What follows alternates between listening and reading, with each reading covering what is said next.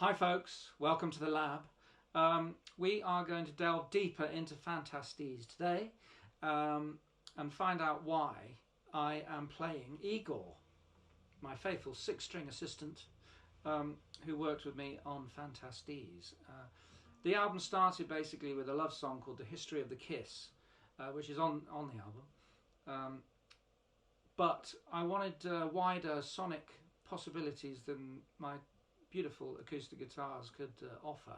So I turned to Igor here, who is a baritone guitar made by Eastwood, a repro of an airline map guitar, sort of late 50s, early 60s, quirky thing.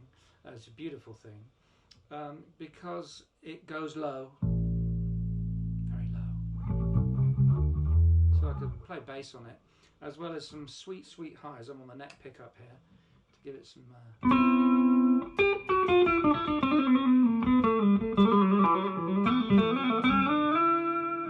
sweet highs there. And it sort of represented this song really nicely, The History of the Kiss.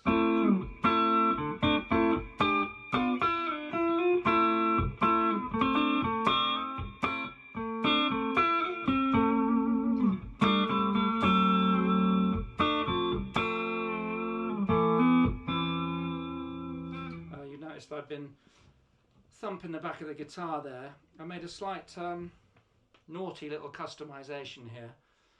This is a Duesenberg tremolo.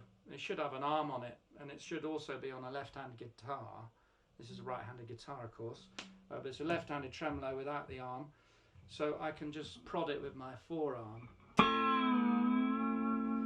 And the album has a sort of dreamlike journey back to my adolescence, which is a long time ago now, and I wanted to recreate that. That helps, believe it or not, subtly. But to really recreate that journey, I had to get a lot deeper, and to find out what else I did, we'll have to go deeper into the experiment. Come with me further into the lab. Okay, welcome. We are now deep inside the experiment. This song is The History of the Kiss. We are recording with Logic Pro. The album's just made up of two elements. Guitar, this is the guitar I've recorded here, and vocal. That's it. You can't hear that yet, but I'll take you through the process just for a laugh. We've got basic guitar sounds through a Logic amp. Sounds great to me.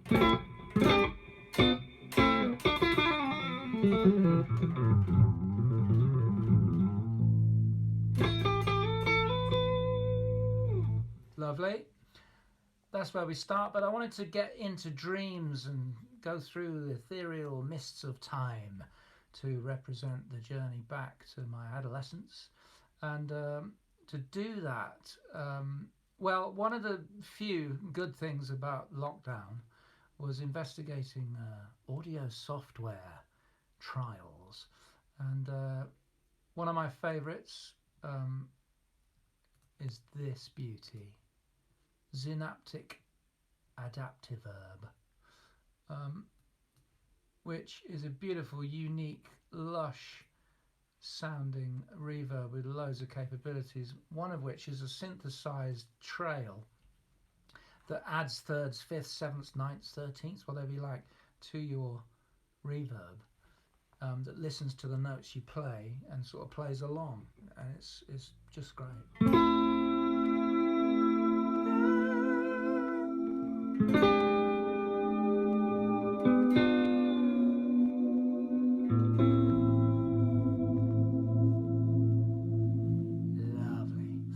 But you can't just dream every day, all day. You need rhythm and movement. So I probably Googled movement, and I found output movement, which I'm using.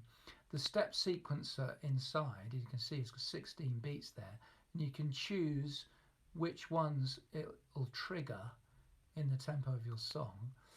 This has got a Latino vibe. So I'm making three little transients there, and then I'm mangling them, the bit of EQ, and Enforcer Boom, a percussion synthesizer basically, and this is a bass drum sound. If you trigger through the shaded bit, you get a bass drum, which movement does for me with the audio I'm giving it. So if I put the bus on, I'll get a bass drum.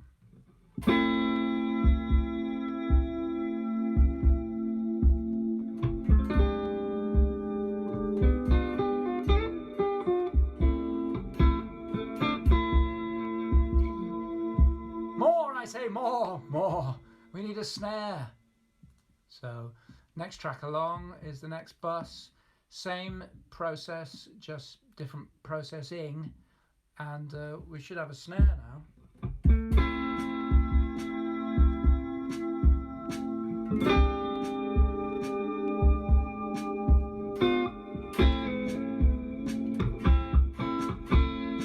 That sounds great, but a little bit flat, could do with a bit more movement. So this little beauty, tape delay, switch that on and it just gives the movement a bit more movement.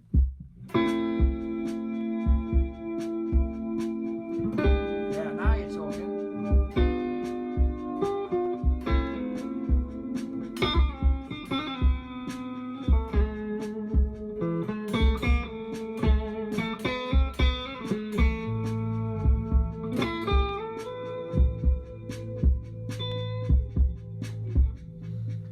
And when I stop, the band stops. Brilliant.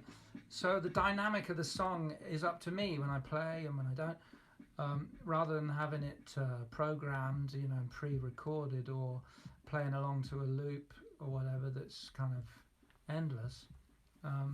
So you can improvise, you can make sections longer if you like. It's great. So I got carried away and I found another thing. Reformer Pro, straight out of Edinburgh, this one, a company called Krotos, and it's supposed to be used by people who do audio for games and films and TV, and it's basically, you've got 4 libraries, sound libraries here you can blend to make weird sounds, but I think it's supposed to be used for like overdubbing frying pans to an episode of Casualty or something. They do cooking in that? I don't know. But I've gone here for polystyrene as a little percussive addition to my sound.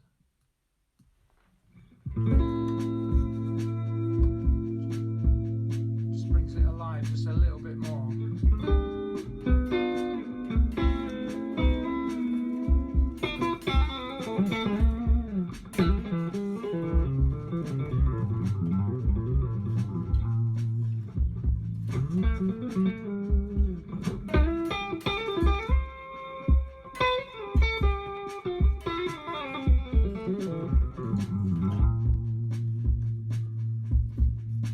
Hours of fun.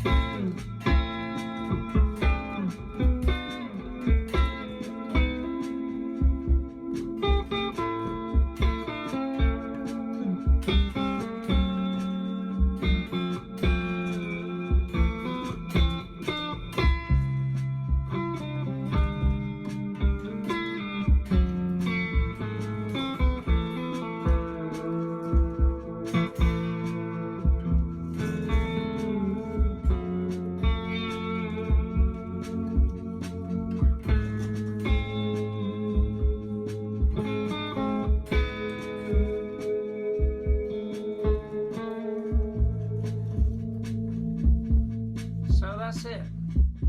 Basically, the sound of Phantastes is a guitar and a vocal with some cunning tricks. I hope you like it. Wait till you hear what I've done with the vocal.